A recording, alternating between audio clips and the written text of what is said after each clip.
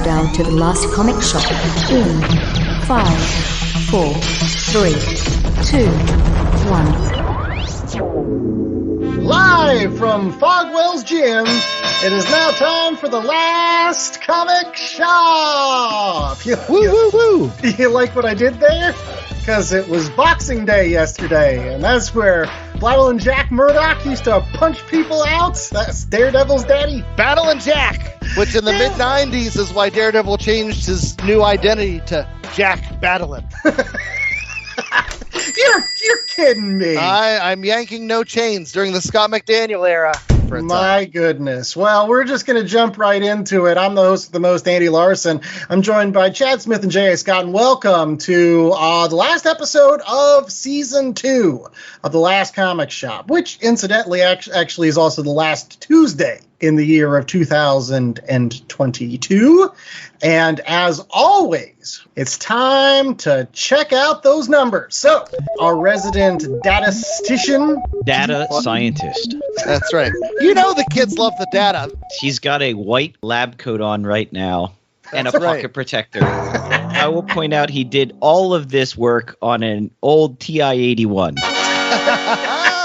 It's an 83, thank you. But yeah, you got to rep Texas Instruments. All right. Well, one other thing before we get started, if you are buying your comic book bags and boards, make sure that you're going out to bcwsupplies.com using promo code LCSPOD to get 10% off all of your orders, as well as supporting Last Comic Shop. We'll have a little bit more on that later, but you'll be hearing a lot of that in 2023, so we might as well get it out of the way.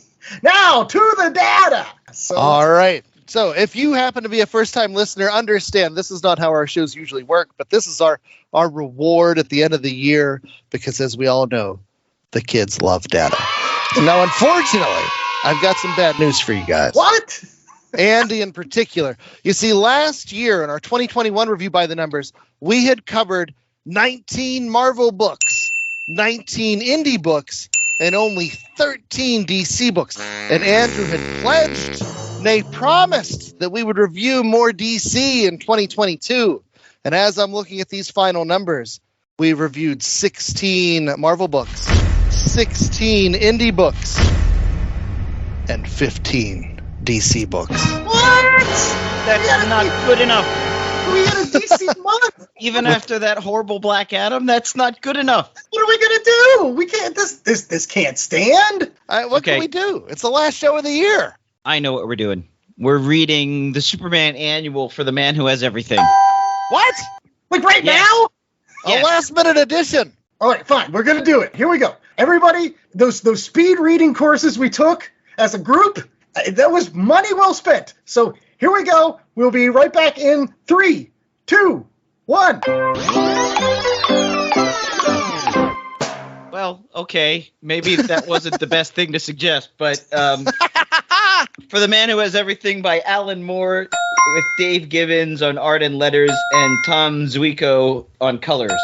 And Gibbons and Moore before Watchmen. 10-second synopsis. Here we go. Superman's birthday. Wonder Woman, Batman, and Robin are all visiting to give presents, but Superman already has a present. But it's an alien. And it's hugging his face, and it's making him dream things. But it turns out that's hugging his chest hugger. Yeah, it's a chest hugger. But it turns out it's from Mongol. That's it. Yeah. And Jason Todd ends up winning. Without Jason Todd, evidently, we wouldn't have. I don't know. They still have these problems. Exactly. It just proves that the whole universe did Jason Todd dirty when they killed him off. Still bitter. Bitter.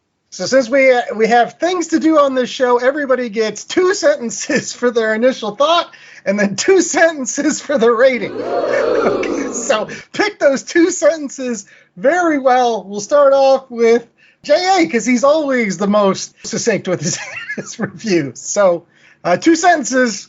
It was a fun read. It was batshit crazy. Okay. And done. All right. Chad. I enjoyed it, although I felt some of the characters were a little bit out of character. For as much as we praise Alan Moore, I was like, I don't know if Batman would say those things, chum. Okay. I enjoyed the stuff outside of the dreamy thing on Krypton. The dreamy thing on Krypton was weird. Yeah, Superman gets whatever he wanted, and he's still not happy. Exactly. That's stupid. Yeah, because there's no Lois. I mean, you would think that, Superman Lois would be some part of his dream state if this is supposed to be what he always wanted. No, come on. He's getting strange for his birthday. He goes and kisses Wonder Woman. Come on. Let the guy have some fun. It's his birthday.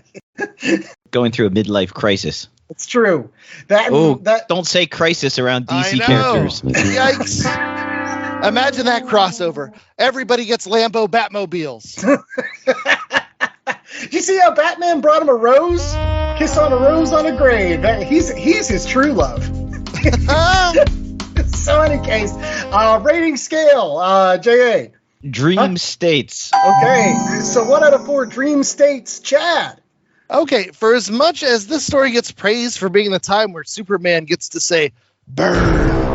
Like I said, it was good. I don't know if I buy into all the hype. I thought it was very good comic booking, but I wouldn't put it in any top 10 of any list. So 3.5. All right. Thank you. Yeah, also 3.5. I like the fact that Jason Todd is the man, and gotta love that classic Batman look. Yeah, it is nice. It is nice. I'm going to give it a whole 4. I love this story.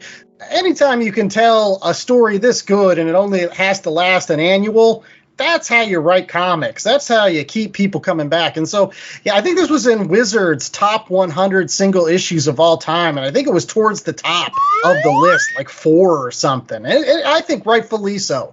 And if you're interested, there's also a animated version of this same story that I think appears in episode 2 of Justice League Unlimited. Awesome TV show that was done in the Timverse. You can watch this entire story again, except Jason Todd's not in it. It's just Batman and Superman and Wonder Woman. So, yeah. There you go. Takes out Jay's favorite part. But hey, guess what? With that, ring the bell. We're ready for the data review, and it's all squared up. This is The Last Comic Shop 2022 review by the numbers. For DC, with our brand new numbers here, thanks to Superman for the Man Who Has Everything on the show that has everything. Andy clocked in at 3.16 average. I gave DC Books a 3.2, and JA was the lowest on DC at a 3.07. Oh, wow. I know. Mikey, who was another consistent rater for DC, he was with us for 5 books. He gave him a 3.5. Ethan was there for 2.35. And Ben was there for Twilight and gave us a 3. Ben Vorse. So Mikey Wood didn't give a perfect 4. The DC guy did not give a perfect 4. All right. No, and we'll get into that later. He rated, Superman versus Muhammad Ali at a 2.5. Mikey Wood. I know. Surely that's a 3 just for the cover alone. Oh, if not a 4, but we'll get there. As far as indie books go, Andy's average was a 3.08. My average was a 3.23 grade, and JA was the kindest to the indies, giving them an average of 3.4. Oh, he's an indie darling over there. You might as well call him Henry Jones Jr. He's as indie as they come. And speaking of indie darlings, Nicole was along with us for 4 indie books, and so she averaged out with a 3.3 rating. She's another one. If it was JA and Nicole's show, that's all we would do is indie books. Which is fine. Nothing wrong with that. Expanding our horizons. And for our regular old horizons, the Marvel books that we're pretty fond of, Andy clocked in at the lowest of us all at a 2.88 rating for Marvel this year. That's surprising. I must have come down. Oh, yeah. Okay. Is that answer. But anyway, so I was the highest on Marvel books, giving them an average of 3.22 grade. And JA was right in the middle, 3.01 on the Marvels. So evidently I like the DC books the most in 2022. Indeed. For 2022, that means Andy ranked DC first, indie books second, Marvel books third. That is a change from 2021 when the indie books were his favorites, Marvel were second favorites, and DC were his least favorite books. So DC jumped from third to first, and everything else bumped down a spot. I have actually enjoyed more DC books in 2022. I will take that as coming through on my end of the bargain when I said that we were going to appreciate DC a little bit more this year. So there you go. And Jay changed up slightly. He had indie books #1 this year, just like he did last year. But then he swapped DC and Marvel. Now DC is #2 in his heart for 2022. And Marvel pulled up third. And for me, the ever-loving blue-eyed Chad, I am your rock here. Staying with the same rankings as last year. Indie books were #1. Marvel books were #2 for me. DC books were #3, just like 2021. I am consistent, if nothing else. Yeah, but it's amazing that even though we, again, read more DC books, a little less Marvel books this year, still indie for all of us. That's where the good books lie, evidently. Heck yeah. You get all these great creators going over to Image and taking their stories that they really want to tell, and you can see it's paying off with the grades. Now, speaking of grades, there were only 6 times this year where we unanimously agreed on books. Turns out those were all 4 scores. So we all thought the other history of the DC Universe was great, along with V for Vendetta, Parker, Persepolis, Mouse, and Spider-Man, Kraven's Last Hunt. All got unanimous 4s. The only other time we were unanimous in our ratings was with the Black Panther movie, where we all gave it a 3.25. Really? Yeah. Okay. Well, jumping right into that, how about we do movies next? Because I know that we had the movie Mayhem, which I'll talk about a little bit later when we get to our most downloaded shows. Not to tease anything, but let's just say that our movie Mayhem month was very good for our show in terms of numbers. So we'll definitely be doing that again in 2023. Oh, that's awesome sauce. 3 DC movies that we rated this year. They were Batman, they were V for Vendetta, and they were Black Adam. The average grade was 2.16 for Andy, 2.67 for me, and 2.5 for J.A. Mikey clocked in at a 3.38. As far as indies go, J.A. and I both averaged a 4 for both indie movies, which happened to be Persepolis and Dread. Andy's score was a 4.375 since he gave Dread a 5 out of 4. And rightfully so. Breaking the whole system. I am the law. I will make the law. There we go. And so Marvel couldn't quite match the indie movies. Those included Doctor Strange. Those included Thor and Black Panther. But Andy gave him a 3.28, which was the highest of our crew. Marvel movies averaged a 3 for me, just a flat 3. And Jay was a 3.08. Yeah, I enjoyed all of the Marvel movies that were released in 2022. Honestly, I did. They were all good. Yeah, they were pretty good. They were all right. Yeah. Your expectations were unrealistic, sir. All right. So do we want top 10s and bottom 10s? Yes, we I just do. want to point out when we're going into this, I'm seeing my name attached to a lot of top 10s and my name not attached to a lot of bottom 10s. And what I say to that is yes! Oh! Spoiler alert, J.A. has definitely risen in the ranks as far as recommending or picking. Of our top 10 list for 2022, J.A. has chosen 5 of our top 10 books. I have 3, and then Andy has picked 2 of those. And in the bottom 10, Andy and I both share 4 of those picks. J.A.'s got a paltry 2. Okay. So J.A.'s picks this year are the ones to beat. But our number 10 book in terms of rating, which averaged out to a 3.63 rating, was for Rorschach. Number 9 was Star Wars Skywalker Strikes, which was a 3.78. Number 8 was the indie darling Something is Killing the Children, which averaged a 3.9. Number 7, Miss Marvel Volume 1 got a 3.92. And then the rest of these are all tied for number 1 with The Other History of the DC Universe, Spider-Man Kraven's Last Hunt, Mouse, Parker the Martini Edition, V for Vendetta, and Persepolis, all averaging 4 out of 4. I'm proud of our picks this year, honestly. Like, we read some good quality stuff this year. We did. That's a good segue into the bottom 10. Oh, man. Okay. Number 10 on our list was a JA pick. It was 5,000 kilometers per second. Number 9 in our rankings of our bottom books was Moon Knight from the Dead. 1984 had a 2.5. It tied with Judge Dredd, The Dark Judges. And then after that, raking in at 2.42 was Doctor Strange, What Disturbs You, Stephen? And 2.33 was Fantastic Four Life Story. 2.25 was my recommendation for Jay for Christmas last year, or Amazing Fantasy. 2.175, this surprised me, was Who Killed Jimmy Olsen? And 2.125 was The United States of Captain America. And our worst book this year, something we could all agree was terrible, as it was all our last ranked book, was Black Adam, The Dark Age. Yes. At an average rating of 1 as our worst reviewed pick ever. I'm sorry, Pete Tomasi, Doug Monkey. You put out a comic book. We just wasn't our thing. Our all-time top 10, just for those that are curious, every one of these is scored 4 except for Hawkeye, which got a 3.98. So we had Hawkeye, Spider-Man, Kraven's Last Hunt, Mouse, Parker, V for Vendetta, Persepolis, Another History of the DC Universe, Reckless from last year, Wonder Woman Dead Earth from last year, and Superman Smashes the Klan. I'm going to point out on the all-time top 10, all books by Chad and J.A. How about that? Yeah, you have 4 of them and I have 6, but that just means it's not fair. I have to pick a lot of the movie books.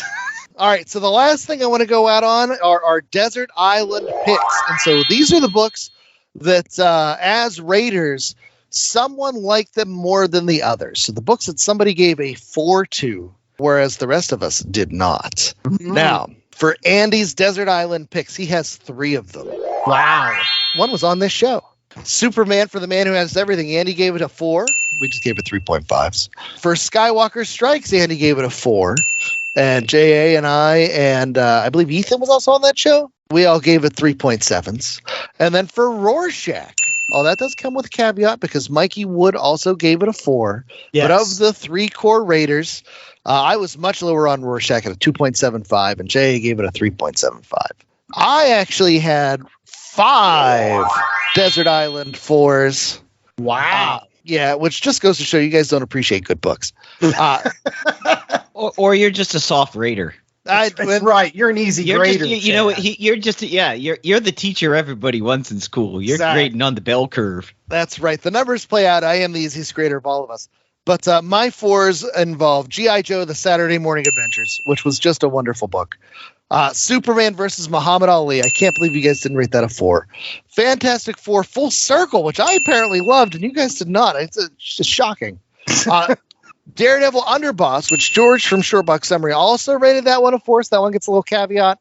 And finally, Frankencastle, because I was able to overlook some of those gooey middles. That should have like 6 asterisks after it, because you only rated half the book. You said, forget about the rest. Exactly. Yeah, that's cheating. That's because the first half, or those other halves, were so good. It's part of the book. Yeah, you can skip it. And then J.A. had 3 Desert Island ratings. Something Was Killing the Children, which Andy gave a 3.95. And I gave it a 3.75. Norse Mythology, J.A. loved the most. Andy only gave it a 3. I gave it a 3.5. J.A. went the full 4. And The Many Deaths of Lila Starr was another J.A. darling, where Andy and I both gave it sub 3 grades. 2.85 for Andy, 2.75 for me. And speaking of lowest scores, that island on our own, that, books that averaged over a 3. But this individual hated. Andy has 3 of those. For the X-Men, The Mutant Massacre, he only gave it a 1.75. Teenage Mutant Ninja Turtles, The Last Ronin, Andy gave a 2. And The Good Asian, believe it or not, Andy was the lowest on that one, gave it a 2.5. It still averaged a 3.25 in spite of Andy. For me, in spite of Andy. And I had 2 of those books. I gave I Hate Fairyland a 2.5. You guys both gave it. Alan Dunford was with us that week, and he gave it a 4. As well as Laura Dean Keeps Breaking Up With Me. Is that the one Ethan gave a 4 even though he couldn't finish? Yes, you should put 5 asterisks after his, too, because that's cheating. And as far as J.A.'s, I was looking for books that ranked a 3 or above out of J.A.'s bottom 10. You know how many were there? None. J.A. can recognize when something's not as good. Good job, J.A. Thank you. Wow, Thank you. Look at you. Well, see, all right. Officially, 2022 was the year of the J.A. Let's just say it. But we got to get to this commercial break. So here it comes. Here's what you've all been waiting for, the last metric that we've got for you. This is the list of the top 10 downloaded shows of 2022. Thank you so much to all of our Last Comic Shop listeners. The response to our show in 2022 was overwhelming. I'm serious. Like, I don't know who you people are that listen to our show every week, but we appreciate it. We definitely do, and we hope that you stick around for 2023. We've got some really, really great books coming up for you, and we'll continue to get you books that you can go out to your local comic book shop and pick up today. So keep listening and keep making these numbers great. So number 10 was Rorschach. Number 9, the first of our movie shows on this list, Doctor Strange, What Disturbs You, Stephen, which also included our Doctor Strange Multiverse of Madness review. Number 8 was The Good Asian. Lots of folks loved our previews of the Eisners. Plus, it didn't hurt that the book we picked ended up winning the Eisner. Number 7 was Persepolis. Did I say it right? Persepolis, yes. Yay! It's another one of our movie shows from our movie mayhem. I told you, it was a big month. Number 6 was Ms. Marvel.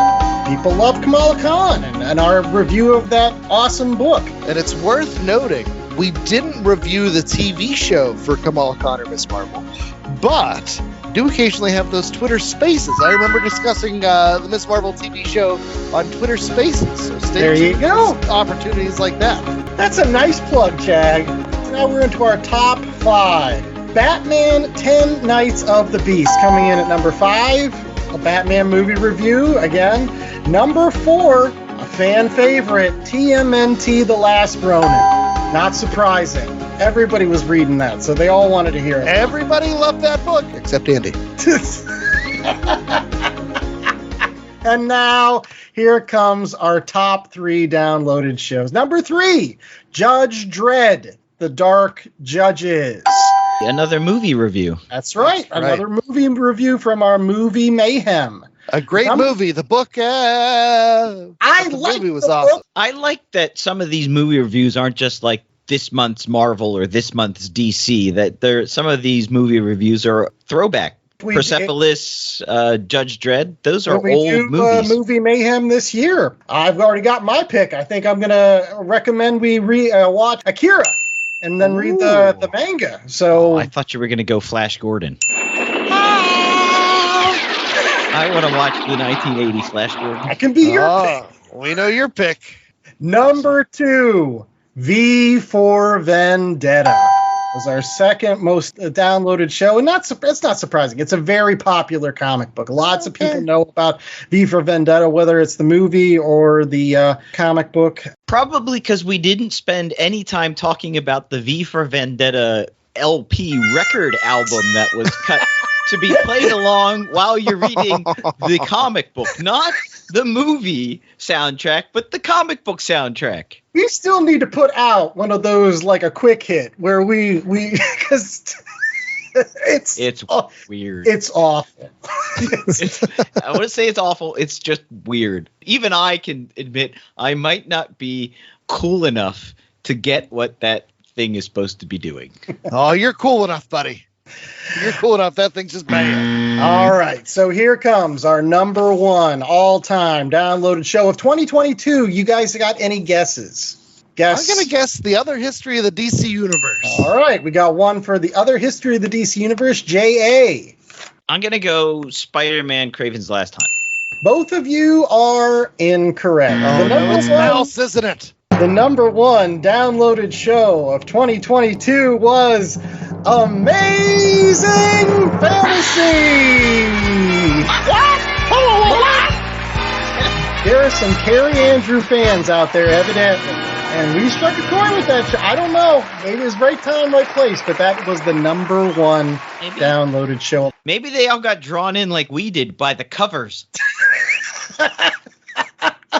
Yeah, maybe they read the first 2 issues and thought, this is going to be great. Chad recommended it to a lot of other folks before he recommended it to Jay. Oh, man.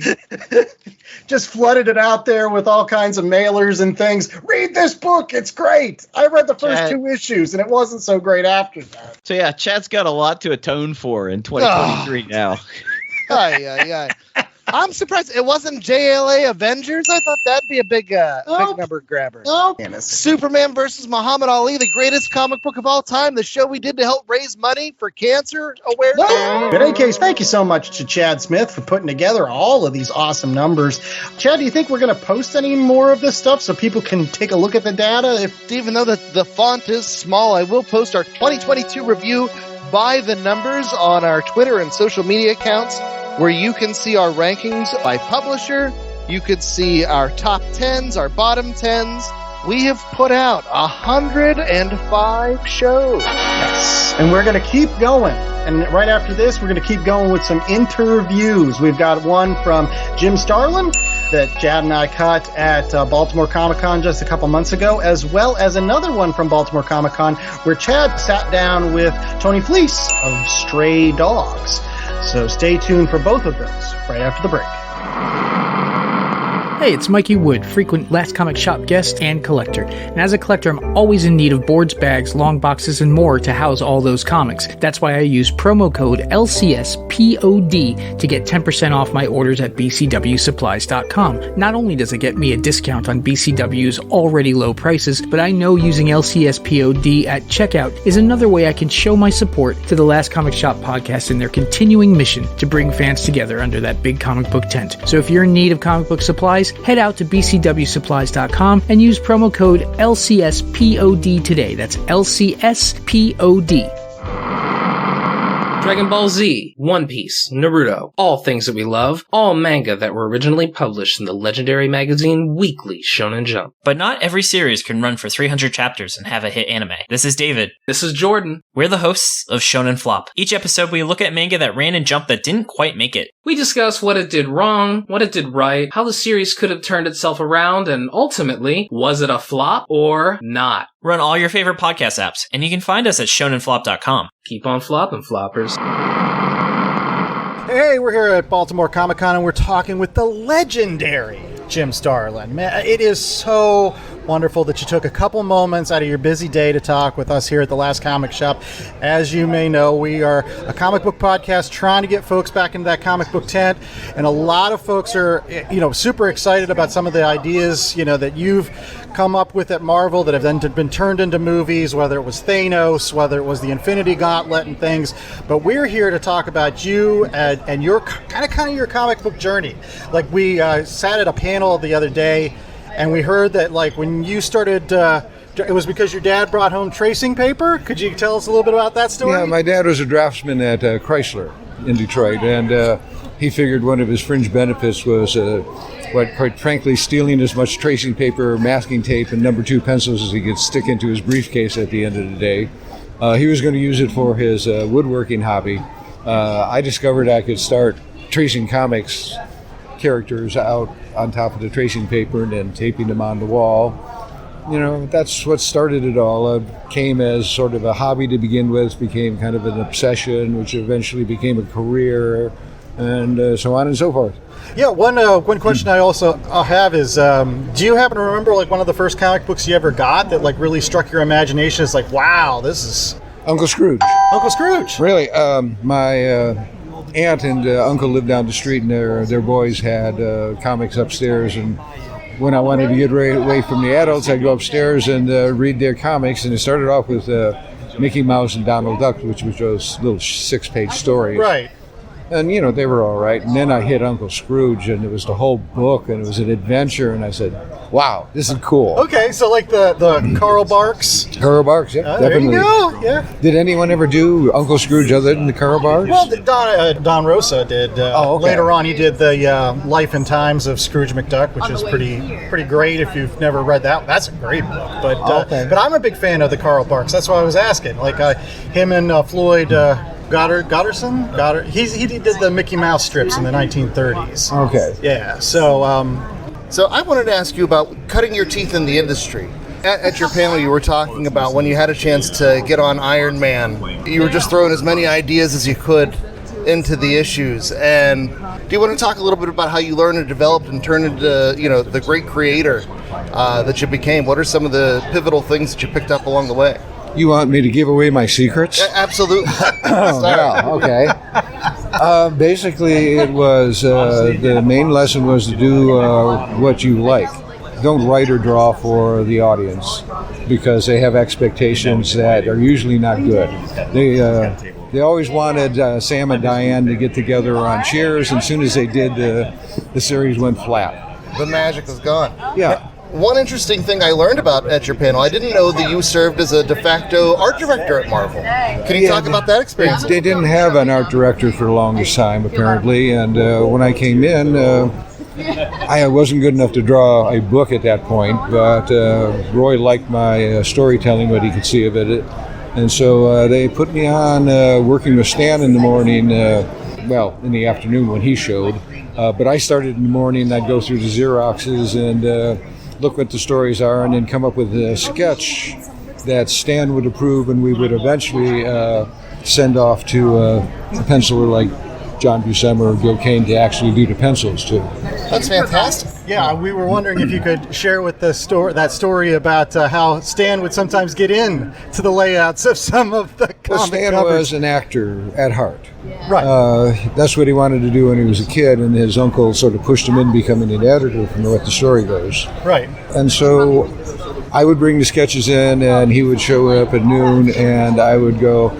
He would look at him in his Stan Lee way. He would go, "Oh, great, great, great," but. And then he would get up on the table and take his glasses off and put them on the chair behind him. And then he would get up on the desk, rather, and act out how he wanted the thing to go. The characters to be set up. So he'd be Silver Surfering up there on his table. Yes. Desk. And, about 1 out of 6 or 7 times, he would then get off the desk and sit down on his glasses and break them. I'm sure he had spares at that point. Well, at this point, he would reach over to the intercom, which he still had back then, and he would go, "Holly, I did it again." And she would come in with a brand new pair of glasses and take away the broken ones to be fixed. Well, I have I don't know if it's apocryphal or not, but I heard a story once about Iron Man 55. In the fact that you originally drew Thanos, that he kind of looked more like Metron from the New Gods? Yes, he was more inspired by that. Everybody thinks it was Darkseid that I ripped off, but it was really Metron. Right, but we heard the story that you showed it to the editor, and he was like, well, if you're going to take one of the New Gods, that why was don't you Roy. take the... Yeah, he said, we're going to play that. He said, beef him up. Okay. And as you can see, I sort of beefed him up the size that Kirby was doing at that time. And over the years since then, both characters have beefed up and inflated immensely. Yes. So, and almost simultaneously. So now that everybody thinks for sure it is true. Or Darkseid was the inspiration, but it was Metron. When you look at the visors, you can tell. One of the other questions I had is just simply about your run on Captain Marvel in the 70s. It was kind of almost like a dry run for what you eventually did with Infinity Gauntlet, because, Thanos gets the cosmic cube and he becomes like the cosmic essence of the entire universe. Did that play a little bit of part? Like when you came back to Marvel and you were like, oh, these were some really good ideas. I want to flesh that out a little bit more? Or... Well, I very quickly learned that the only thing I wanted to do over at Marvel was Thanos. Okay. And so they thought they were getting me on Silver Surfer or Warlock books, but they were just Thanos books. Okay. Yeah. And they were great. They were great at that. You ended up being the architect for the modern cosmic Marvel universe. Yeah, that was really unexpected. How do you feel about how that's grown and blown up since the 70s, 80s, and 90s, and like what it is today? It's all surreal. I wake up and look around and say, yeah, I guess this is what's happening, but it still has a sense of not actually being. Shortly after the Infinity War came out, the movie, I went to a convention that weekend and I came home and I said, okay, there's my 15 minutes of Andy Warhol fame. And went into the living room, turned on the television, and I had recorded the Stephen Colbert show I wanted to watch before I went to bed that night. And the first thing he does is he starts off with a Thanos joke. And I go, this may last maybe 16 or 17 minutes. Yeah. That is great. And you did cosmic stuff at DC too. I know Andy and I are both excited about Cosmic Odyssey. And how did that come about? Why was there never a bigger follow-up on that? That was great. Well, DC hated it to begin with. No! They did a book called The Book of Magic, a comic called The Book of Magic. Okay. And where they mapped out the entire mystic universe of DC. And they came to me and said, we want to do the same thing with our science fiction characters. And I think it was Andy Helfer who started off being the editor. He just let me go. And the whole idea of mapping out the science fiction characters went the way of the dodo real quick. I wrote what that story I wanted to write. But the heads of DC didn't realize it until we were into our third issue. Right. And it was too late to do anything about it. And they were really mad. And they said, well, we're just going to dump this book out. And we're going to have to really rethink about you doing any further work for us. Jeez. Oh, they were really mad about it. Was that before or after the Batman run? It was simultaneous. Simultaneous. Yes. Because your Batman in that particular book is some of the best Batman. The one thing I love about your Batman writing is he's vulnerable. Like, a lot of times people write Batman as the greatest ninja, he's the greatest detective, he's the greatest this, he's the greatest that. But you have a sense of vulnerability to your Batman. Like, he shows emotion. Like at the end of Cosmic Odyssey when he belched Forager dies, and his name was Forager because he was a lesser being among the new gods to some of them. It was moving, and not only that, but like later on when you did the Batman series proper with 10 Knights of the Beast, you can see that's a Batman that gets beat up the entire way through that. Gets cinder blocks thrown at him and all kinds of stuff. But it seems like almost short-sighted now that you're saying DC did not like Cosmic Odyssey because it's a lot of the same. Again, it's a lot of the same they've ideas. They've been paying me for royalties on it for the last 40 years. Right, they could have made a whole series of movies out of that. Yeah. And I would be remiss if I didn't ask you one question at least about the whole Jason Todd saga. What was that like being the guy in charge of writing those books? Were you a Jason Todd fan? Were you excited about potentially getting rid of Robin, or what were you thinking while that was going on? Okay, here comes my Robin spiel. Okay.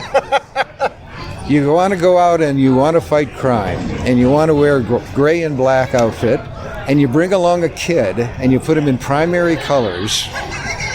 Now, that goes a little bit beyond child endangerment. That's just like child elimination. It's next level, for sure.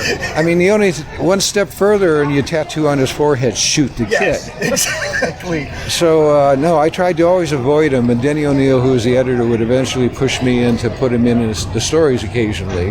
And they did an AIDS, they wanted to do an AIDS book at one point. Right. And they put out a suggestion box in the hallway, and they wanted you to put in the name of the character that you thought, the DC character who should get AIDS. Right. I stuffed it with Robin. They recognized similar handwriting, and all mine were thrown out, and Jimmy Olsen won. Okay. And then they found out that the actor who played Jimmy Olsen in Christopher Reeve's Superman stories was gay, freaked them all out, and they abandoned the entire AIDS book. Okay. So we went on, and then Denny came up with the phone-in idea and came to me and said, you really want to kill him off? I said, yeah. And so we wrote the story, and it was a big success, and it was their bestseller that year. Right. But when the final issue came out, they realized that they had never told licensing they were killing off Robin. Oh, no. And licensing hit the roof. Yeah, no, that's... And so they had all these pajamas and lunch boxes and stuff like that. And so there was a big stink, and somebody had to take the hit for this. Oh. I'll give you one hint who it was. Within a month, everything I was doing at DC suddenly disappeared. Right. And I had to go back over to Marvel, where I took on the Silver Surfer, which eventually led to the Infinity Gauntlet, so it worked out okay. Yes, it did. It definitely did. But that was, it was big news at the time, because a lot of folks that weren't reading comic books really didn't know that Jason Todd was Robin. They still thought it was Dick Grayson. They still thought it was the Robin from the 60s TV show. So a lot of folks were like, you killed Robin? Like, what's wrong with you? It got me a lot of free beers down in Mexico when it happened. Oh, there you go. Yeah. There you go. Cheers to that. But anyway, before we let you go, the last thing I want to talk about, because you're well known for your Marvel work, you're well known for your DC work, but your independent work, your epic work on Dreadstar is fantastic as well. And rumor has it there's more Dreadstar coming up. Would you like to talk about that a little bit? Well, if you look on the table, you got the first one here. This one came out from Ominous, but Ominous is sort of disappearing on us. So I'm taking the whole library over to a new company named Monkey Wrench that Ron Mars is involved in. Yeah, we're familiar. My old friend. And we have 5 graphic novels scheduled. This second one, which is up on the wall here, the Kickstarter on it will start in about 2 weeks. By February, it should be out, and we're going to reprint this through Monkey Wrench. And I've got only 6 pages left to pencil on the third book, which is going to be Dreadstar versus Dreadstar. Nice. And the other 2 are cooking around in my head. I know what they're going to be. I just haven't put them down on paper yet. Percolate. Yes. I'm a coffee fiend. What can I tell you? Well, that's all right. Well, thank you so much, Jim, for taking some time, sir. It was really, really wonderful to meet you. Again, we've been long time fans, and we hope that a lot of the Last Comic Shop listeners, whether they're old-time fans of yours or just coming in because of the movies and things, you got to make sure that you read lots of Jim Starlin. It's wonderful, wonderful work. Thank you so much. Yeah, my wallet would thank you. Yeah. Thanks again. Thanks so much. Hi, this is Chad from the Last Comic Shop podcast here at Baltimore Comic Con with Tony Fleecs of Stray Dogs fame. Hey, Chad. Hey, Tony. So glad you're taking some time to talk with us here today. Now, I'm going to admit up front, I've not yet checked out the Stray Dogs, but I know at my comic shop, it is one of the big things. Every time an issue comes out, it's going to 2nd, 3rd, 4th, 5th prints, and all of them have those crazy movie homage covers. Yeah. And so I saw you here and thought, all right, instead of just asking you to pitch it to me as a customer, why don't you pitch it to the whole Last Comic Shop crew? All right, Last Comic Shop, here we go. All right. So Stray Dogs is a story about a group of dogs that live together in a farmhouse, and they're in like this idyllic, sort of comfortable world. But these dogs have bad short-term memory. They have good long-term memory. They remember their names, and they remember who owns them, and they remember who feeds them, and like where, but they don't remember like what happened last week. That's like me. Yeah, same. It's sort of based on my dog, who I think doesn't have any sort of comprehension of anything. Dogs are great. They just smile and move along. He's a very lovable and a big dumb idiot. But these dogs, with their memory, they don't realize that their master is actually a serial killer who has taken each one of them from one of his victims like trophies. And so it's drawn by Trish Forstner in this very like animated Don Bluth-y style, so it looks like an animated like a Disney movie, and it reads like a horror movie. Yeah, that's the sharp contrast. Yeah. You get sort of the juxtaposition of those worlds with the horror mixed with the cutesy animated. Yeah, and so we use the art style and the storytelling to sort of try and lull people into like a real comfortable place, so that when horrible stuff happens, it should come along and sort of smack you right in the face. It's sort of one of the hard things to do with horror in comics is to like surprise people, right? Or to do like setups like that where you get comfortable and then like there's no way to do a jump scare. You can't put like loud sounds in comics and stuff. Right, you have to build it a different way with that page turn and all the rest of that. Yeah, so this is really a book about about setting people into a feeling and then attacking them emotionally. Great. Now, I'm curious, like I said, I know your book is the hotness currently. Yeah. What was that like for you as a creator to create something that's burning up the charts? Oh, it was very bizarre. Like, this is, before this book came out, people that read, Image Comics probably had never heard of Trish or I. Both of us come from licensed comics. I drew My Little Pony for 10 years. I have a number of your My Little Pony books at home. Thank you. A daughter who loves them.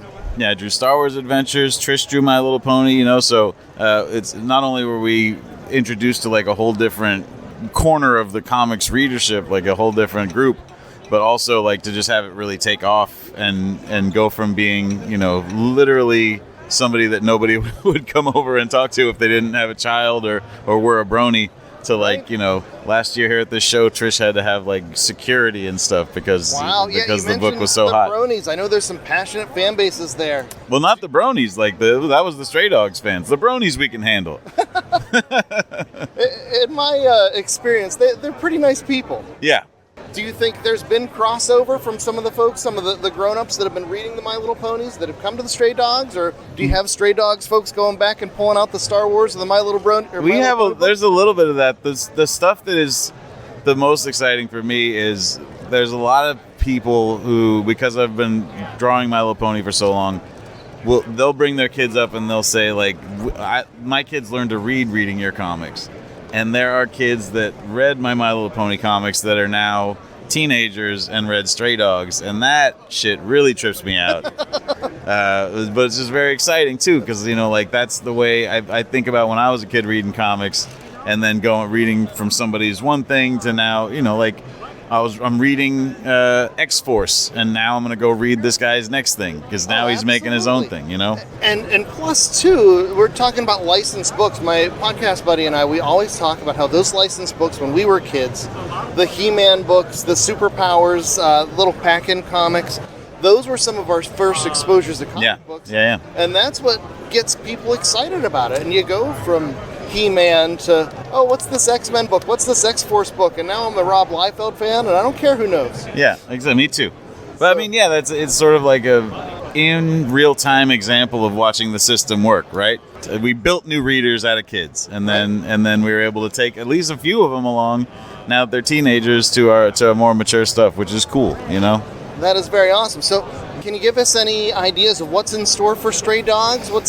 So we did Stray Dogs, and then we did Stray Dogs Dog Days, which is a follow-up series. It's short stories about each of the dogs in the house. Both of those are in trade right now, and we're not doing any more Stray Dogs because the story has like a definitive ending. And the cool thing about Image is like nobody's sitting there going like, well, you got to do more, Right. Like if you feel like it's done, it's done. But Trish and I and Tone Rodriguez and the whole team are working on a follow-up thing, and it's going to be probably the first thing you would guess we're going to do. But we're working really hard on that right now. New cute horror comics, probably for around 2024 sometime. Oh, that's awesome. It's still coming out through Image? Yeah, of course. And then I've got a book that'll be in previews next month at Image also with Tim Seeley that we're co-writing and co-drawing, which I'm really psyched about because I like working with other writer-artists. Yeah, Tim Seeley's great. I knew him, speaking of licensed books, I found him on G.I. Joe. Yeah. And then into his indies with the Hack and Slash. Yeah. See? And all that great stuff. Still working on licensed stuff, still doing My Little Pony stuff here and there, and we were doing a bunch of covers for Dynamite's Gargoyles, and Trish is doing covers for Darkwing Duck, and so, yeah, we're all over the place. We stay very busy. That's awesome. Now, you already have the animated style built in, and I'm sure you guys have connections over in My Little Pony land. When are we going to see the Stray Dogs animated feature? Well, I don't know. It's a complicated question. We optioned the book way before it even came out, but that option has run out. We have the property back in turnaround, and we're gonna sell it somewhere else. But it's just a matter of going out there and selling it. Also, Hollywood seems to be in some sort of tailspin, so not the fun Disney kind either, like the disastrous people lose their jobs kind. There's no Baloo in this one? No Baloo. There's no Shere Khan. So yeah, I'm just I feel like we're just sort of sitting back. I talk to our manager every once in a while, and I'm like, what's going on? He's just like, well, it's wild out there.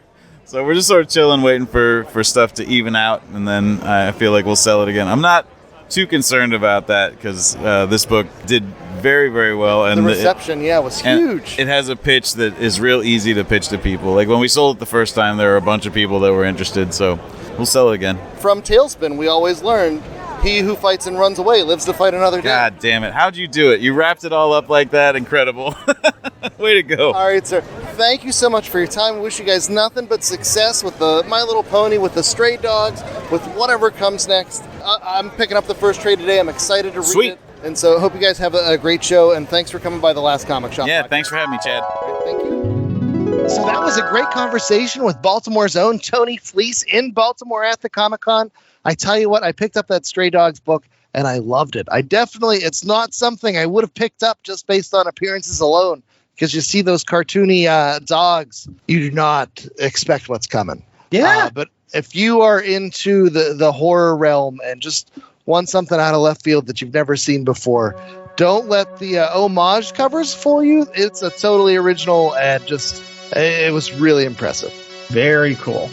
All right, well, we've got one more interview for you right after these commercial breaks to wrap up 2022. It is our interview with Frank Cho, who's one of my favorites. Stay tuned. Greetings, henchmen and loyal subjects. I am Evan the Great. I'm JVD. We're your hosts of the Fictional Battle Podcast, Crossover Collision, brought to you by the Villains Demand. If you love hearing in-depth breakdowns of your favorite characters and what they are capable of doing while fighting in random battlegrounds against other fan favorites, then this is the podcast for you. New episodes drop every Friday wherever you listen to your favorite podcast or over on thevillansdemand.com. When you're done listening to this podcast, check out mine. My name is Dave, and I'm the host of Beer in Front. My podcast is just enjoying the beer that's in front of you. Sometimes we forget about a classic beer while we focus on the new trendy thing. What I try to do each week is to enjoy an old school classic or have a beer that has potential to be a classic. I'll also talk about events of the day, I'll add my spin to things, and each week there are people that really annoy me, and I'll call them out as the jag-off of the week. That's Beer in Front, available wherever you listen to podcasts. Hey, we're here at the Baltimore Comic Con with Frank Cho, which is just wonderful. As you may know, on the last Comic Shop, the host with the most, Andy Larson, is a huge fan of Frank Cho for all the right reasons. But real quickly, as I often ask on the last Comic Shop, Frank, do you remember the first comic book you got as a kid? What it was, or who drew it, or anything like that? So, the first comic book that I bought with my own money. Right, because that's important, because it wasn't given to you as a gift. Like, you went out and you got that thing. So it was like a banner year, because I started collecting comics in 1983. Okay. So the two comics I got with my own money, Fantastic Four 250, okay. John Byrne, the X Factor nice story, where the Fantastic Four fights the X-Men, but they're all Skrulls, and Uncanny X-Men 166, double-sized issue. Paul Smith was the artist, and they're fighting all the Broods.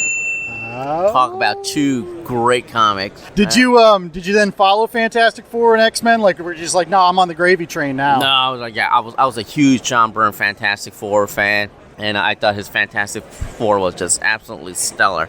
I thought he rivaled Stan Lee Jack Kirby run. Yeah, it is. I mean, he was absolutely just on fire. It was John Byrne was on fire. There were some dark days for the Fantastic Four in the mid, like again, right after Kirby left, you just had, Stan was like almost going through and just doing reruns of like, hey, here's Galactus again, here's him fighting the Hulk. But then John Byrne came on, he powered up Sue, gave... Oh, yeah. I mean, I remember basically John Byrne taking the Fantastic Four, taking them to the negative zone. That was a great storyline. Yes.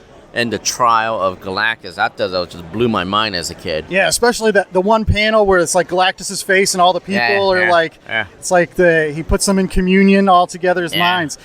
So is that like, was John Byrne your first like artist, or like you were like, nah, I'm going to follow everything he does, or? Yeah, pretty much. I mean, because on the strength of John Byrne, I mean, I loved his stuff. I picked up Alpha Flight. Okay. I picked it up all the way up to when he stopped doing it, when I guess Mike Mignola took over. Right. That was like issue number 28, I think he stopped. Mm-hmm. So I collected Alpha Flight up to issue number 28, and I collected Uncanny X-Men for up until like, I think it was like 201 or 202. That's when I stopped, when Storm took over as the leader of the X-Men. Yeah. And then I collected Amazing Spider-Man, because I love John Romita Jr., his first run of the Spider-Man with Roger Stern. Now, I'm curious, your style, you have that classic style. Okay. What artists, when you were starting out, were you trying to emulate, or what sort of things inspired you? to draw the way that you do? I mean, I was a huge fan of John Buscema. John Buscema, How to Draw the Marvel Way was like a Bible to me growing up. I'm a Did huge... you know the page was upside down? It took me years to realize there's an upside down page in there. Really? Yeah, they just rolled with it. But his designs are so exciting, nobody noticed. Nobody cares. Right, I gotta check that out. So, John Buscema was a big guy. Al Williamson's great. Frank Frazetta, Don Newton, Neil Adams, and Jose Garcia Lopez. Oh, that's great. I mean, those guys. Even though I'm a big Byrne fan, I mean, I didn't really draw like John Byrne. Right, no, but your style is one of those styles that really captures the essence of the characters, and it's not a bunch of lines all over the place traditionally. Right. It really speaks to me. It's interesting that you say Al Williamson, because a lot of the times I love your musculature. Like, I mean, there's certain reasons why I like your musculature, but honestly, I really do. And so it reminds me a lot of like Al Williams as Flash Gordon, kind of like that romantic style. Again, it fits. Like if you ever you see your Leias or your space stuff or things like that, you can tell that it's almost from that school of Alex Raymond, original Flash Gordon strips. Exactly. And so, so how did you, I guess, make the jump from being comic book fan to comic book artist? Like, what was your story? Well, I went to nursing school. I mean, I had a scholarship to go to Maryland Institute of Art in Baltimore, but it still wasn't enough money. They only gave me a half scholarship, and my parents just couldn't afford it because art schools are expensive as hell. So I went to community college, and then I just took a lot of biology classes because, I like biology. And then my parents put all these tremendous pressure on me to become a doctor. Okay. Instead, I went to nursing school because it was a shorter program, surrounded by women, and I look good in white. So I ended up in nursing school, and, I got a nursing degree. I have a Bachelor of Science in Nursing. So, and then, while I was going to nursing school, I drew for the school paper, University of Maryland school paper, the Diamondback. I won the best college cartoonist of that year, and then that snowballed into a syndication contract to do Liberty Meadows as a syndicated comic strip. Okay. And I did that for 5 years, and along the way, I just quit. I just couldn't deal with the censorship and the deadlines, so I just quit cold turkey. And then it turned out Axel Alonso at Marvel was a big fan of mine. Okay. And then so he contacted me out of the blue and said, "Hey, do you want to work for Marvel?" And so people ask me, "Well, how do you break into comics? How did you break into Marvel?" I said, "I just picked up the phone." If you're that good, sometimes that's all it takes. Yeah. So Axel Alonso just called me up and said, and just offered me Shaun of the She-Devil. That's awesome. So you've drawn stories with jungle settings, you've drawn space stories, you've drawn superhero stories. Is there anything you prefer that you're like, this is where I can really dig in? I'm an organic kind of guy. I can't draw I can draw machines and buildings and all that, but I hate drawing machines and buildings and cars and all that stuff. I prefer organic, natural stuff like monsters and woods and, kind of like Bernie Ricin, I'm kind of like Bernie that way. So I just like drawing monsters and women. There you go, esteemed company. Now, before we started recording, you were telling us a story about your Savage Wolverine run. Can you tell us, how did that come about? So Axel Alonso, my buddy, the guy who gave me my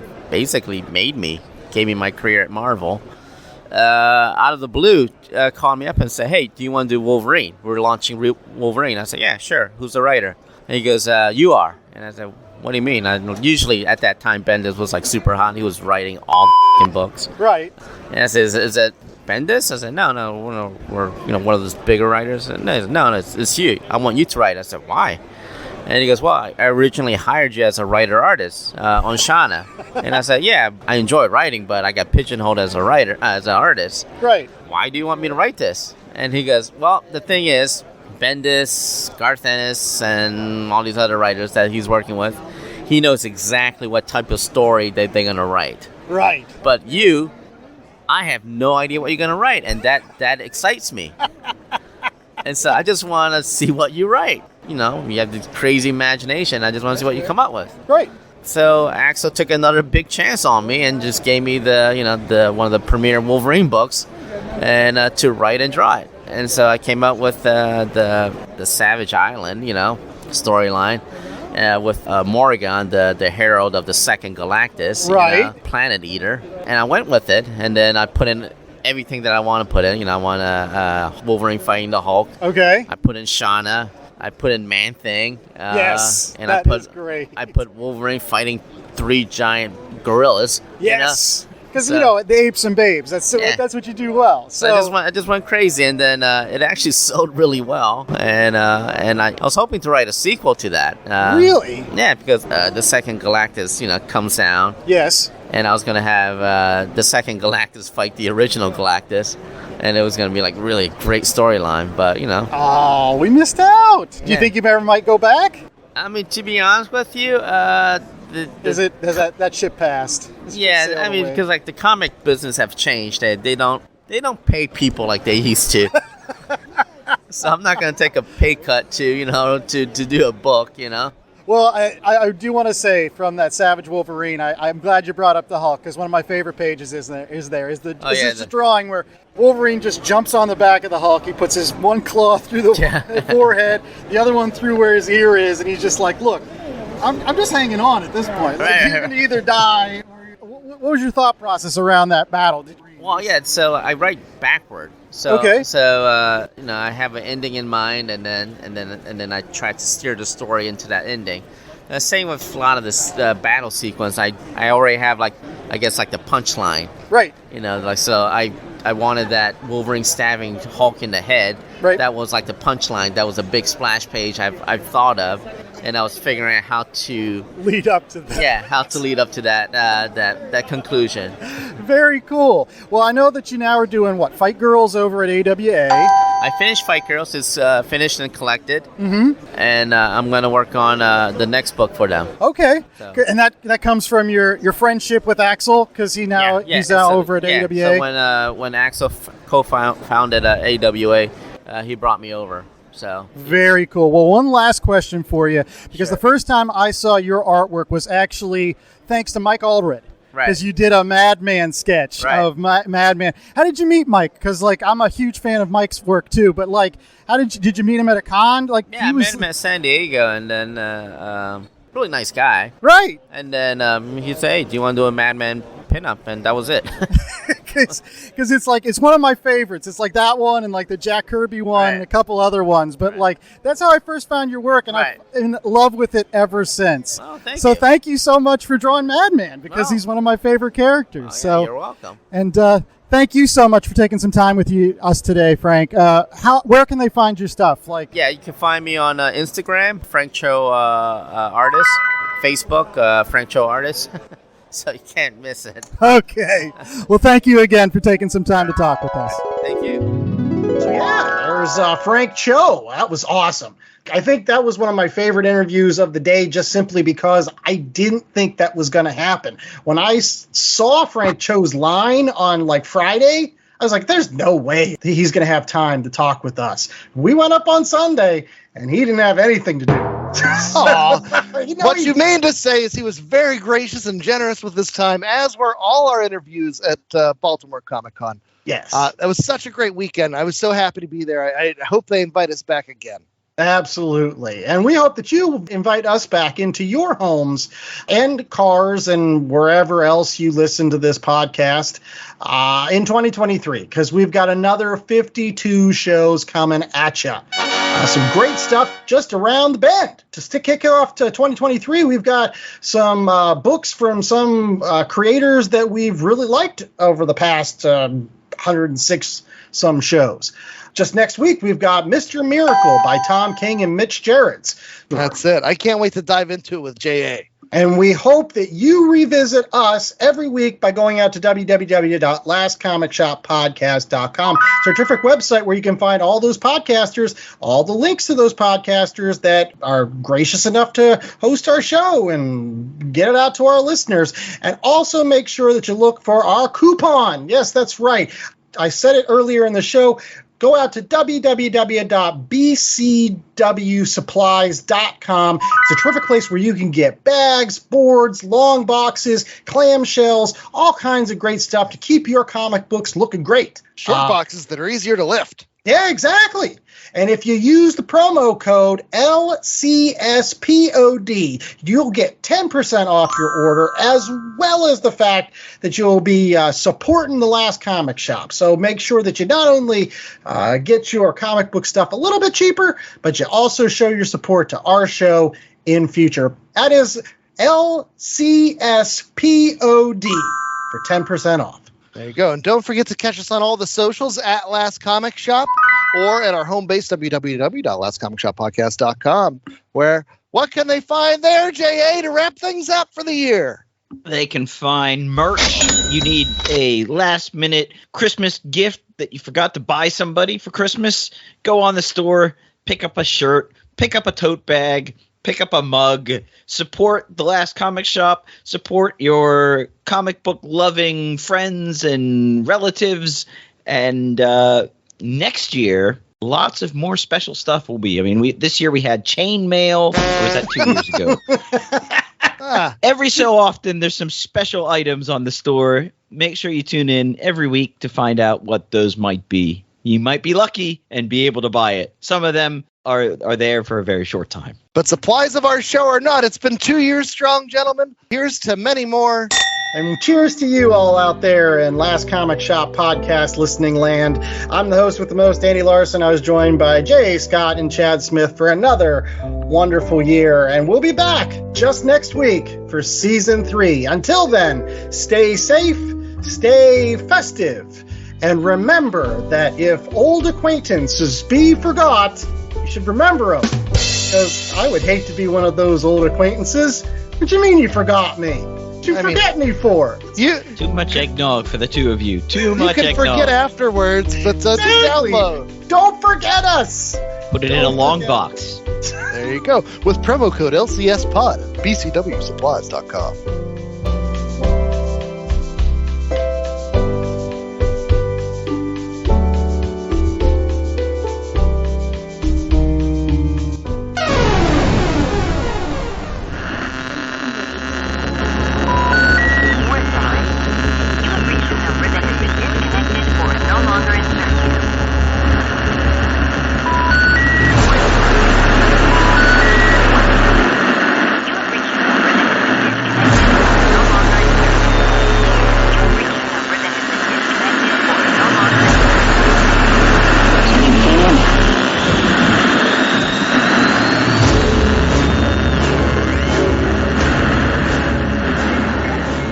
The Last Comic Shop was a 2022 Black Angus production.